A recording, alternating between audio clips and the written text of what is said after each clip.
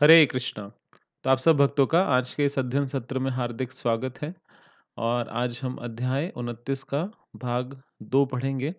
तो आइए प्रारंभ करते हैं इस अध्ययन सत्र को इस मधुर प्रार्थना से।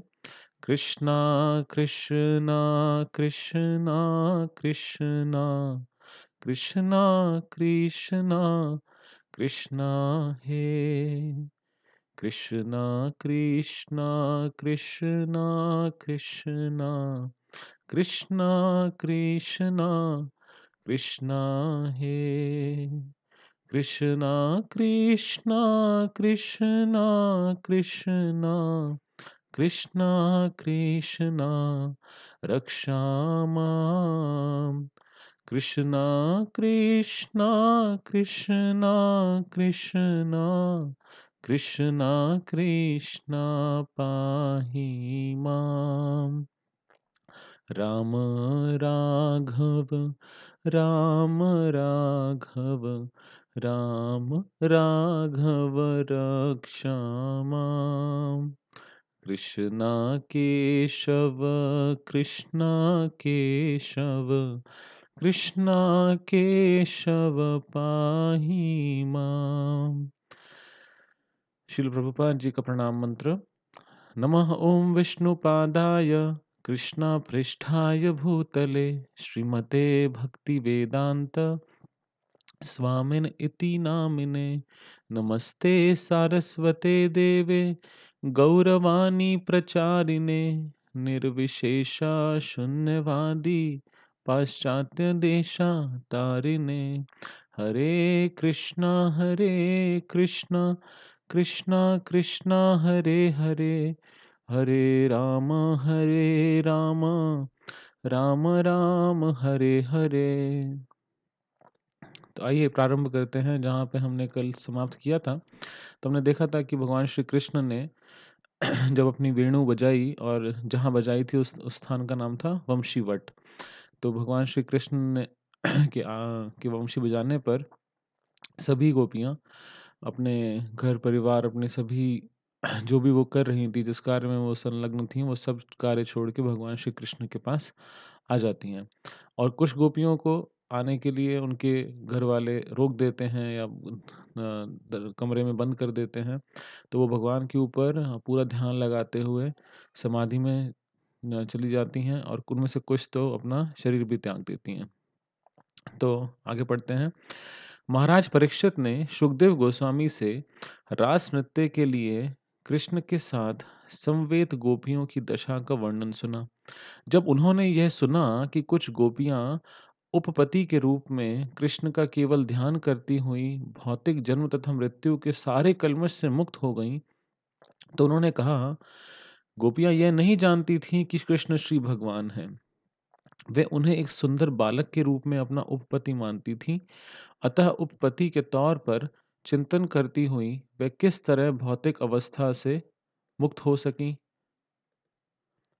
तो हम यहाँ पे देखते हैं कि जो परीक्षित महाराज हैं वो इस बात से थोड़े से अचंभित हो जाते हैं कि उपपति का मतलब पैरामर या फिर मतलब अपने पति के अलावा वो किसी और से प्रेम करती थी। तो ऐसा कैसे हो सकता है कि कोई स्त्री अगर अपने मतलब अपने प्रेमी के साथ उसका चिंतन करते हुए उसने अपना शरीर छोड़ा और वो भौतिक अवस्था से मुक्त हो गई। उनके हमने पहले पढ़ा था कि वो सारे भौतिक कल्मश उनके दूर हो गए।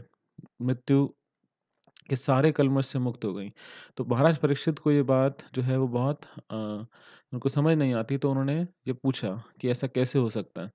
यहाँ पर यह विचार करना होगा कि कृष्ण तथा सामान्य जीव गुणात्मक दृष्टि से एक हैं। सामान्य जीव भी कृष्ण के अंश होने के कारण ब्रह्म है। यहाँ ब्रह्मा नहीं लिखा है ब्रह्म। यानी कि जो भगवान श्री कृष्ण जैसे हम कहते हैं परम ब्रह्म है, उसी प्रकार से जो आत्मा है वो भी ब्रह्म का एक अंश है। किंतु कृष्ण पर ब्रह्म है। अतः प्रश्न यह उठता है कि यदि कोई भक्त केवल कृष्ण के चिंतन से भौतिक कल्मशग्रस्त अवस्था से मुक्त हो सकता है, तो अन्य लोग जो किसी अन्य का चिंतन करते हैं, क्यों नहीं मुक्त हो जाते? यदि कोई पति या पुत्र के विषय में सोचता है या कोई किसी अन्य जीव के विषय में सोचता है और चूंकि सारे जीव भी ब्रह्म हैं, तो वे सारे के सारे जो दूसरों के बारे में सोचते हैं, इस प्रकृति की कल्मशग्रस्त अवस्था से क्यों मुक्त नहीं हो जाते? जैसे हम आम तौर पे ये एक बहुत कॉमन एग्ज़ाम्पल सुनते हैं कि भगवान जो हैं, वो इन्फ़िनाइट हैं, मतलब विभु हैं, और जो हम हैं वो क्या हैं? अणु हैं। तो क्वालिटेटिवली यानी कि गुणात्मक दृष्टि से हम भगवान के क्या हैं? एक समान हैं, गुणात्मक दृष्टि यानी क्वालिटेटिवली। लेकिन हम भगवान से वॉल्यूम यानी कि क्वांटिटेटिवली अलग हैं। जैसे एक सागर है और सागर की एक बूँद है, तो आप दोनों का अगर टेस्ट करेंगे तो दोनों के अंदर जो उनकी केमिकल कॉम्पोज़िशन है, जो उनकी जिस चीज़ से वो बने हैं, उसके अंदर चीज़ वही है। लेकिन सागर बहुत विशाल है और एक बूँद बहुत छोटी है, तो पूरे समुद्र के अंदर भी वही वस्तु है, लेकिन वो बहुत विशाल है। तो यहाँ पे क्वेश्चन ये उठता है कि अगर कोई व्यक्ति भगवान के बारे में सोचता है, तो वो अगर भौतिक कल्मशग्रस्त अवस्था से मुक्त हो जाता है, तो अगर कोई व्यक्ति किसी और व्यक्ति के बारे में सोचता है, पिता के बारे में, पुत्र के बारे में, पति के बारे में अगर वो सब सोचता है, तो फिर वो भी मुक्त हो जाना चाहिए, क्योंकि अंततः वो सोच किसके बारे में रहा है? वो तो ब्रह्म के बारे में ही सोच रहा है, जो भगवान का ही अंश है, तो जब वो भी ब्रह्म है, तो फिर उनकी भी कल्मशग्रस्त अवस्था से मुक्त हो जाना चाहिए। यह एक अत्यंत बुद्धिमानी का प्रश्न है, क्योंकि नास्तिक सदा ही कृष्ण का अनुकरण करते हैं। और आम तौर पे हम ऐसा देखते भी हैं, जैसे कभी आप किसी को बताओ कि आपको भगवान को भोग लगा के खाना चाहिए, तो भगवान तो सबके हृदय में है, तो भगवान मेरे हृदय में भी है, तो मैं खाऊँगा तो अपने आप भोग लग जाएगा। तो बहुत सारे लोग ऐसे तथ्य भी देते हैं। तो यहाँ पे शिल प्रभुपाद जी इसको बहुत क्लियरली समझा रहे हैं। कलयुग के इस काल में ऐसे अनेक पाखंडी या धूर्त हैं, जो अपने को कृष्ण के समान महान मानते हैं और उन लोगों को ठगते हैं और उन्हें विश्वास दिलाते हैं कि इनके विषय में सोचना कृष्ण विषय में सोचने के ही तुल्य है। तो बहुत सारे ऐसे हम देखते हैं कि ऐसी फेक लोग हैं जो अपने आप को भगवान की दर्जा देते हैं, अपने आप को भगवान के रूप में प्रस्तुत करते हैं। तो अतः परीक्षित महाराज ने आसुरी नकालों से अंध अनुयायियों की घातक स्थिति को ध्यान में रखते रखकर यह प्रश्न किया, और सौभाग्यवश यह प्रश्न श्रीमद् भागवत में अबोध लोगों को यह चेतावनी देने के लिए अंकित है कि सामान्य व्यक्ति तथा कृष्ण के विषय में सोचना एक सा नहीं है। तो उन्होंने सबके भले के लिए ये प्रश्न पहले ही श्रीमद् भागवतम में पूछ लिया कि क्या एक व्यक्ति के बारे में सोचना और भगवान के बारे में सोचना क्या वो अलग है या एक है? तो उन्होंने बहुत क्लियरली ये क्वेश्चन सुखदेव गोस्वामी से पूछा। वस्तुतः देवताओं का चिंतन भी कृष्ण चिंतन की तुलना नहीं कर सकता। तो हम सामान्य जीवों की तो क्या बात करें, अगर हम देवताओं की बात भी करें तो उनका चिंतन भी कृष्ण के चिंतन की तुलना नहीं कर सकता। वैष्णव तंत्र में यह चेतावनी दी गई है कि जो विष्णु, नारायण या कृष्ण को देवताओं के समकक्ष मानता है, यानी कि बराबर मानता है, वह पाखंडी या धूर्त है। तो यहाँ तक कि भगवान श्री कृष्ण का जो स्तर है, जो विष्णु, नारायण या कृष्ण को अगर देवताओं के समान भी मानता है, तो वो भी मूर्ख है। महाराज परीक्षित के इस प्रश्न को सुनकर सुखदेव गोस्वामी ने उत्तर दिया, हे राजन, आपके प्रश्न का उत्तर इस घटना के पूर्व ही दिया जा चुका है। तो अब सुखदेव गोस्वामी जो हैं, वो उनके गुरु हैं, तो उनको बोल रहे हैं कि इसका जवाब तो मैंने आपको पहले ही दे दिया। चूंकि परीक्षित महाराज स्थिति को स्पष्ट कर लेना चाहते थे, अतः उनके गुरु ने अत्यंत बुद्धिमानी से इसका उत्तर दिया। तुम उसी विषय को फिर क्यों पूछ रहे हो, जिसका उत्तर पहले ही दिया जा चुका है? तुम इतने भुलक्कड़ क्यों हो? तो वो अपने शिष्य को डाँट रहे हैं कि तुम ऐसे भूल क्यों जाते हो? अभी तुम पहले तो तुम्हें बताया है। तो गुरु का पद सदैव शिष्य से ऊँचा होता है। अतः वह अपने शिष्य को इस प्रकार दंड दे सकता है। सुखदेव गोस्वामी जानते थे कि महाराज परीक्षित ने यह प्रश्न अपने लिए नहीं, अपितु उन भावी अबोध व्यक्तियों को सचेत करने के लिए पूछा है, जो अन्यों को कृष्ण के तुल्य मान सकते हैं। तो जो लोग हम जैसे अबोध लोग, यानी कि जो बहुत ज़्यादा बुद्धिमान नहीं हैं, उन लोगों के लिए सुखदेव गोस्वामी से उन्होंने ये प्रश्न पूछा। सुखदेव गोस्वामी ये बात समझ गए कि कोई व्यक्ति, ऐसे हम देखते हैं कि ऐसे बहुत सारे लोग हैं जो अपने आप को भगवान कहते हैं, अपनी पूजा एकदम भगवान के प्रकार करवाते हैं और उनके बहुत सारे अनुयायी भी हैं। तो उन लोगों की धारणाओं गलत धारणाओं को खत्म करने के लिए सुखदेव गोस्वामी समझ गए कि महाराज परीक्षित ने ये प्रश्न पूछा है। तब सुखदेव गोस्वामी ने परीक्षित महाराज को शिशुपाल की मुक्ति का स्मरण कराया। शिशुपाल सदैव कृष्ण से ईर्ष्या करता था और अपनी ईर्ष्या के कारण ही वह कृष्ण द्वारा मारा गया। चूंकि कृष्ण श्री भगवान हैं, अतः उनके दर्शन मात्र से ही शिशुपाल को मोक्ष प्राप्त हुआ।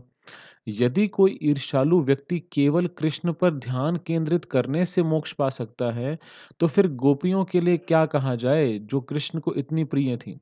तो शिशुपाल हमेशा भगवान को याद करता था, लेकिन किस भावना से? एक बुरी भावना से कि कृष्ण एक बहुत बुरा व्यक्ति है। या हम देखते हैं कंस सदैव भगवान श्री कृष्ण का स्मरण करता था। क्यों? क्योंकि वो हमेशा ये सोचता रहता था कि मेरा देवकी का 8वाँ पुत्र मेरा काल है, मैं उसे कैसे मारूँ? हमेशा ये सोचता था। तो हमने अध्याय नंबर 2 में भी ये बात पढ़ी थी कि एक भक्त में और कंस में बहुत अंतर है, क्योंकि कृष्ण भावनामृत का अर्थ ये है कि कोई अनुकूल भाव से भगवान का चिंतन करे। तो यहाँ पे बताया जा रहा है कि एक ईर्ष्यालु व्यक्ति भी जैसे शिशुपाल कृष्ण का ध्यान करके मोक्ष प्राप्त कर सकता है, तो फिर गोपियों की क्या स्थिति है जो भगवान को इतनी प्रिय थी? प्रेमवश वह उन्हीं का चिंतन करती रहती थी। शत्रु तथा मित्र में कुछ अंतर अवश्य होना चाहिए। यदि कृष्ण के शत्रु भी भौतिक कल्मश से मुक्त होकर परमेश्वर से तदाकार हो गए, तो निश्चय ही उनके अभिन्न मित्र जैसे कि गोपियां भगवान के साथ रहकर मुक्त हो सकती थी। तो वो कह रहे हैं कि आप गोपियों के बारे में तो क्या सोचो, जब शिशुपाल जैसे लोग मुक्त हो गए, तो फिर तो गोपियां तो भगवान को बहुत प्रिय थी। तो इस बात में हमको बिल्कुल डाउट नहीं होना चाहिए। इसके अतिरिक्त भगवत गीता में कृष्ण को ऋषिकेश कहा गया है। सुखदेव गोस्वामी ने भी कृष्ण को ऋषिकेश अर्थात परमात्मा कहा, जबकि सामान्य व्यक्ति भौतिक शरीर से आवृत बद्ध जीव है। तो भगवान श्री कृष्ण कौन है? ऋषिकेश यानी परमात्मा, जो हमारे हृदय में, सबके हृदय में विद्यमान है। और सामान्य व्यक्ति को क्या कहा गया है? जो भौतिक शरीर से आवृत एक बद्ध जीव। कृष्ण तथा कृष्ण का शरीर दोनों एक हैं, क्योंकि कृष्ण ऋषिकेश हैं। ये जो सिद्धांत है कि हम शरीर नहीं, हम आत्मा है, ये भगवान पे लागू नहीं होता है। भगवान का शरीर और भगवान एक चीज़ है, वो दे आर नॉट डिफरेंट। लेकिन हमारे केस में हम एक भौतिक शरीर में रहते हैं, हमारे ऊपर एक शरीर का आवरण है, एक कवरिंग है, हम शरीर से अलग हैं। लेकिन कृष्ण और कृष्ण के शरीर में कोई अंतर नहीं है। जो कोई कृष्ण तथा उनके शरीर में भेदभाव करता है, वह पहले दर्जे का मूर्ख है। कृष्ण ऋषिकेश तथा अधोक्षज हैं। इस प्रसंग में सुखदेव गोस्वामी ने इन दोनों शब्दों का प्रयोग किया। तो क्या 2 शब्द हैं? ऋषिकेश और अधोक्षज। भगवान श्री कृष्ण की 2 विशेषताएँ हैं, जो 2 गुण हैं, वो क्या हैं? ऋषिकेश का अर्थ परमात्मा है और अधोक्षज का अर्थ परम पुरुषोत्तम श्री भगवान, जो भौतिक प्रकृति से परे हैं। यानी कि अधा अक्षजा, यानी कि जो व्यक्ति इस भौतिक प्रकृति के परे है, वो परम पुरुषोत्तम भगवान का नाम अधोक्षज भी है। सामान्य जीवों पर कृपा करने के लिए अपनी अहेतुकी कृपा से वे जैसे हैं उसी रूप में प्रकट होते हैं। दुर्भाग्यवश मूर्ख व्यक्ति उन्हें एक सामान्य व्यक्ति मानने की भूल करते हैं, जिससे वे नरक जाने के भागी होते हैं। तो भगवान अपनी स्वेच्छा से इस भौतिक जगत में आते हैं और वो अधोक्षज हैं, वो इस प्रकृति के गुणों के अधीन नहीं है। हालांकि और जबकि वो तो उसके मालिक हैं, उसके नियंता हैं। सुखदेव गोस्वामी ने महाराज परीक्षित को आगे बताया कि कृष्ण सामान्य व्यक्ति नहीं हैं, वे समस्त आध्यात्मिक गुणों से युक्त श्री भगवान हैं, अपरिमेय, विनाशी तथा भौतिक कल्मश से रहित। वे अपनी अहेतुकी कृपा से इस जगत में अवतरित होते हैं और वह भी बिना परिवर्तन के, यानी कि तो यहाँ पर हम देखते हैं 2 शब्दों का ऊपर प्रयोग किया गया कि भगवान जो हैं आध्यात्मिक गुणों से युक्त हैं और अपरिमेय। परिमेय मतलब जिसका हम इम्पेरिशेबल, इंग्लिश में इस शब्द को यूज़ किया गया है। अपरिमेय मतलब जिसको मापा नहीं जा सकता, जिसका कोई माप नहीं किया जा सकता। अविनाशी यानी कि जिनका कभी विनाश नहीं होता और भौतिक कल्मश से रहित हैं। तो वो अपनी अहेतु की कृपा से इस जगत में आते हैं और बिना परिवर्तन के, यानी कि उनके अ, आध्यात्मिक स्वरूप में कोई बदलाव नहीं आता है जब वो इस सृष्टि में आते हैं। इसकी पुष्टि भगवद गीता में कृष्ण के कथन से भी होती है कि वे अपनी आध्यात्मिक शक्ति से प्रकट होते हैं, वे भौतिक शक्ति के अधीन प्रकट नहीं होते। भौतिक शक्ति उनके अधीन है। भगवद गीता में बताया गया है कि भौतिक शक्ति उनकी अध्यक्षता में कार्य करती है। इसकी पुष्टि ब्रह्म संहिता में भी हुई है कि दुर्गा नाम से अभिहित भौतिक शक्ति छाया की भांति कार्य कर रही है, जो वस्तुओं की गति के साथ गति करता है गति करती है। तो हमने आपको पहले भी एक बार बताया था कि भगवान श्री कृष्ण ने दूसरे अध्याय में दुर्गा माता यानी कि जो योग माया थी वो अवतरित हुई थी उनके समक्ष, तो उनको ये वरदान दिया था कि आपको बहुत सारे नामों से जाना जाएगा और उसमें एक नाम दुर्गा भी है। तो दुर्गा कौन है? दुर्ग का अर्थ है किला और दुर्ग की रक्षा करने वाली वो है दुर्गा। तो जो इस भौतिक प्रकृति को चलाती हैं, जो इसके जो नियंता हैं वो हैं दुर्गा, यानी कि जो इस दुर्ग की अध्यक्ष हैं। और भगवान की वो किस तरह से काम करती हैं, वो भौतिक शक्ति जो भगवान की हैं, वो छाया की भांति कार्य करती हैं। निष्कर्ष यह है कि यदि कोई किसी तरह, चाहे उनके सौंदर्य, गुण, ऐश्वर्य, यश, शक्ति, त्याग या ज्ञान, भगवान के हमने ये 6 ऐश्वर्य पढ़े थे, सौंदर्य, गुण, ऐश्वर्य, यश, शक्ति, त्याग या ज्ञान, अथवा काम, क्रोध, भय, प्यार या मैत्री के कारण कृष्ण के प्रति आसक्त हो जाता है, मतलब किसी भी कारण से, येन केन प्रकारेण, बाय हुक और बाय क्रोक, अगर कोई व्यक्ति भगवान श्री कृष्ण के प्रति आसक्त हो जाता है, तब भौतिक कलमश से उसका मोक्ष तथा उसकी मुक्ति निश्चित है। भगवद गीता में, भगवद गीता के 18वें अध्याय में भगवान का भी कथन है कि जो कोई कृष्ण भावनामृत का उपदेश करता है, वह उन्हें परम प्रिय है।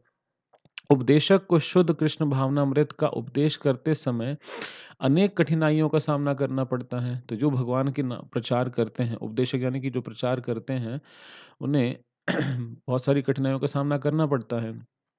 कभी-कभी तो उसे शारीरिक प्रहार सहने होते हैं और कभी-कभी तो मृत्यु का भी सामना करना पड़ता है। तो हम देखते हैं कि श्रील प्रभुपाद जी के आंदोलन में बहुत सारे भक्तों ने बहुत बलिदान दिया है। ख़ासकर हम देखते हैं रशिया जैसे कंट्री में जब प्रीचिंग हुआ तो इतने सारे भक्तों को जेल में डाला गया, उनको लेबर कैंप्स भेजा गया और बहुत सारे डिवोटीज़ की मृत्यु भी हो गई। तो यहाँ बता रहे हैं प्रभुपाद जी की एक प्रचारक को बहुत कठिनाइयों का सामना करना पड़ता है। कृष्ण इसे परम तपस्या मानते हैं। इसीलिए कृष्ण ने कहा है कि ऐसा उपदेशक उनको अतिशय प्रिय है, मतलब बहुत प्रिय है।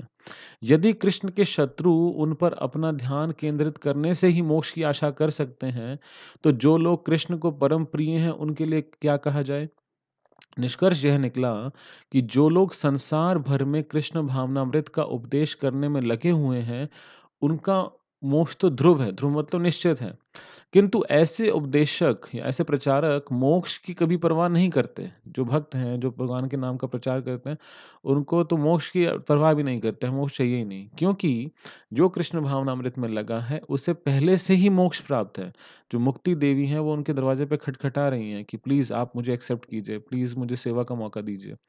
इसीलिए सुखदेव गोस्वामी ने राजा परीक्षित को आश्वस्त किया कि वे निश्चिंत रहें, क्योंकि जो कृष्ण के प्रति आकृष्ट है, उसे भौतिक बंधन से मुक्ति मिल जाती है, क्योंकि कृष्ण योगेश्वर हैं। तो जो कृष्ण के प्रति आसक्त हैं, उनको मोक्ष की तो कभी चिंता करनी नहीं चाहिए। भगवान ने, हम देखते हैं पिछले चैप्टर में भी, 28वें चैप्टर में भी, जो ब्रजवासी थे, उनको ये बात स्पष्ट की कि आप क्यों चिंता कर रहे हो? आप तो मेरे नित्य संगी हो। हाँ, उनको उनके मन में डाउट था कि कृष्ण क्या हमें मोक्ष प्रदान कर सकते हैं, करेंगे? तो उन्होंने उनको पूरा आध्यात्मिक जगत दिखाया। तो तो जो कृष्ण से आसक्त हैं, यानी कि अगर हम भक्ति कर रहे हैं तो मुक्ति तो बहुत छोटी-सी चीज़ है। जब सारी गोपियाँ कृष्ण के समक्ष एकत्र हो गईं, तो कृष्ण ने बातों-बातों में ही उनका स्वागत किया और शब्द चातुरी से उन्हें निरुत्साहित भी किया। तो भगवान श्री कृष्ण के सामने जब सारी गोपियाँ आईं, तो भगवान तो हैं बहुत चतुर हैं, बहुत बातें बनाने में बहुत प्रवीण हैं। कृष्ण परम वक्ता हैं, वे भगवद गीता के वक्ता हैं। वे दर्शन, राजनीति, अर्थशास्त्र जैसे प्रत्येक उच्च स्तरीय विषय पर बोल सकते हैं और अपनी सर्वाधिक प्रिय गोपियों के समक्ष भी वह बोले। उन्होंने शब्द चातुरी से, यानी कि शब्दों के खेल से उन्हें मोहित करना चाहा, अतः वह इस प्रकार बोलने लगे। हे वृंदावन की बालाओं, तुम अत्यंत भाग्यशालिनी हो और मुझे अत्यंत प्रिय हो। मैं परम प्रसन्न हूँ कि तुम सब यहाँ आई हो और मैं आशा करता हूँ कि वृंदावन में कुशल मंगल है। अब मुझे आज्ञा दो, मैं तुम लोगों के लिए क्या करूँ? अर्धरात्रि में यहाँ आने का तुम्हारा क्या प्रयोजन है? तो आप इतना अर्धरात्रि में यहाँ पे क्यों आए हो?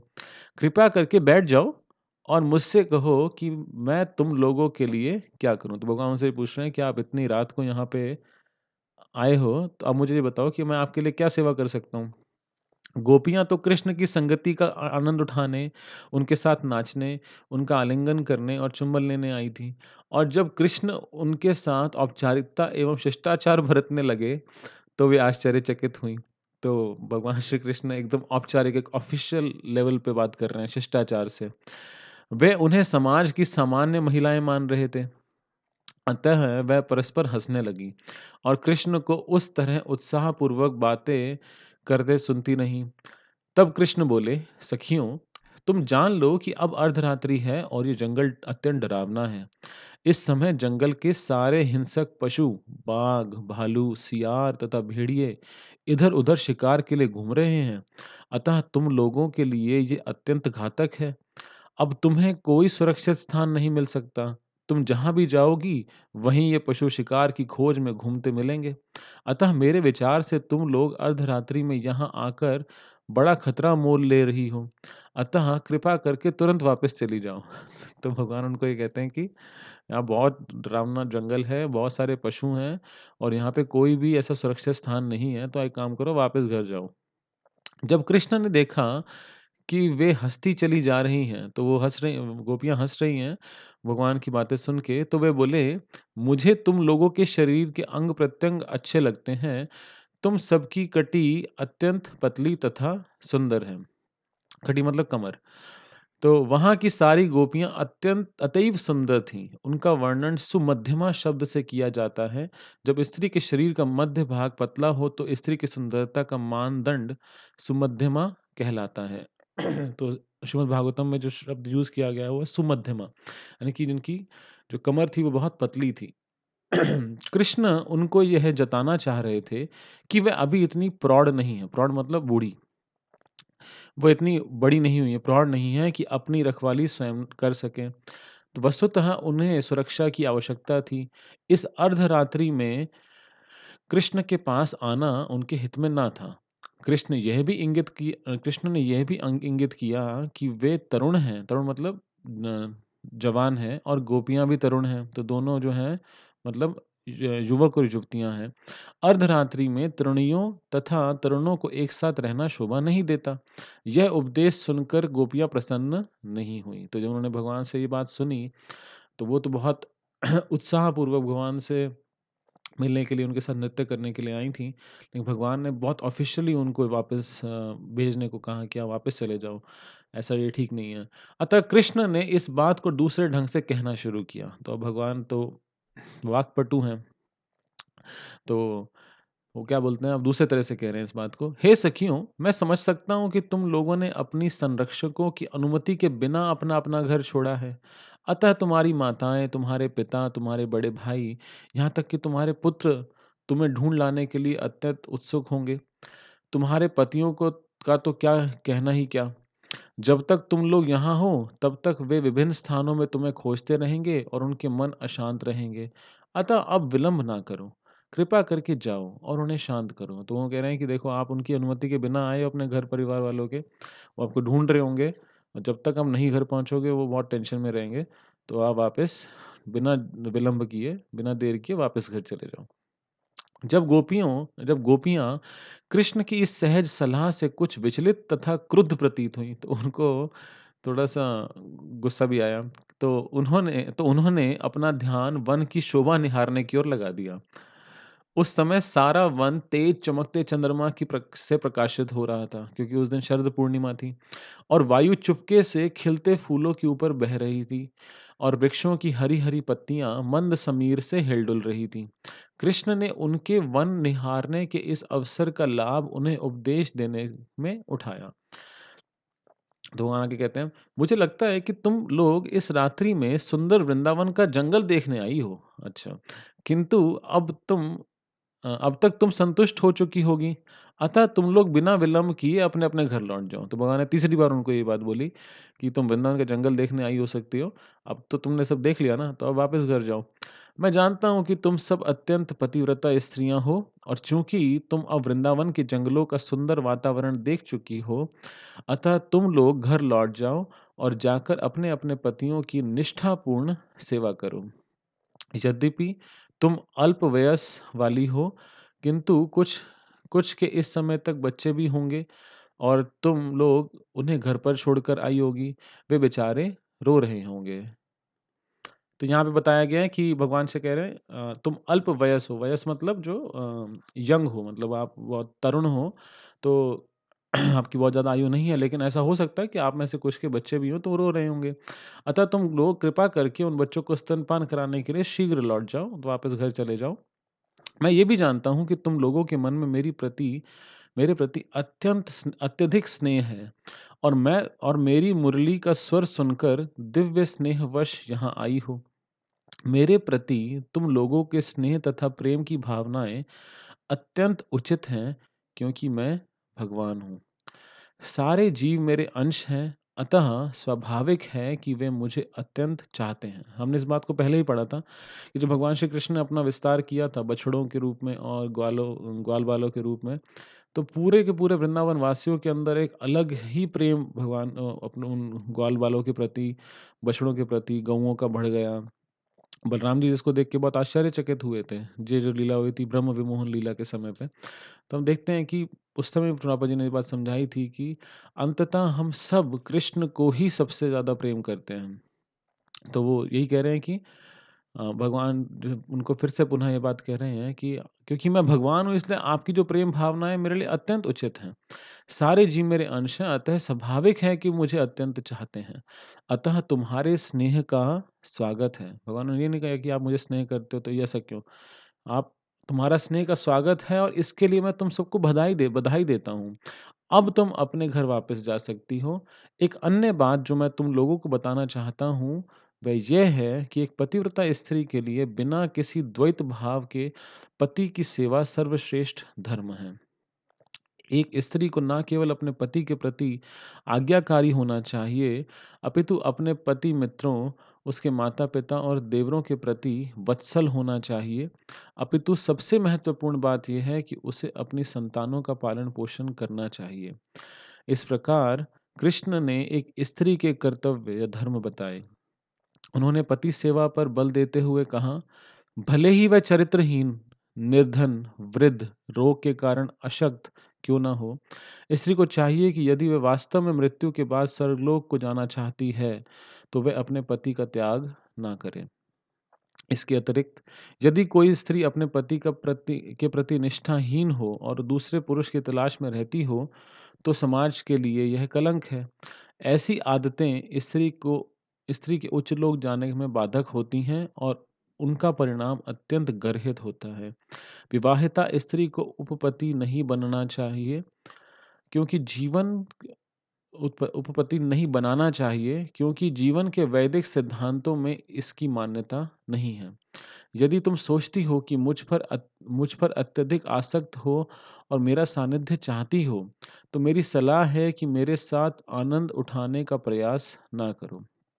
तो गोपियाँ भगवान श्री कृष्ण के प्रति इतनी आकर्षित थीं, भगवान को समझा रहे हैं कि आप वापस घर जाओ और ये आपके लिए शोभा नहीं देता है कि आप में से बहुत सारी स्त्री विवाहित हो, तो आप वापस घर चले जाओ। श्रेयस्कर यह होगा, भगवान ने उनको सारे जो एक स्त्री के कर्म हैं, जो धर्म है वो समझाया।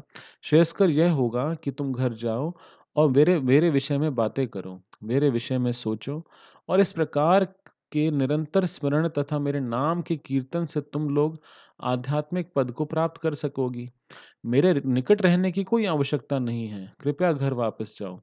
तो यहाँ पे हम लोग के लिए बहुत इम्पोर्टेंट संदेश है कि भगवान श्री कृष्ण आज से 5000 साल पूर्व आए और वो अपनी लीलाओं को करके चले गए। ऑल्दो वो लीला नित्य लीला है, वो आज भी चल रही है, लेकिन कोई बहुत ही भाग्यशाली व्यक्ति है जो उसको देख पाता है। लेकिन यहाँ भगवान क्या बता रहे हैं कि तुम मेरे विषय में बातें करो, यानी मेरा स्मरण करो।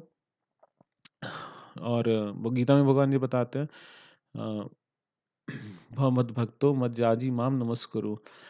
तो आप मेरा स्मरण करो, मेरा चिंतन करो, मेरे नाम का कीर्तन करो, तो इसी से तुम आध्यात्मिक पद को प्राप्त कर पाओगी। यानी कि पूर्ण रूप से कृष्ण भावनामृत रहो।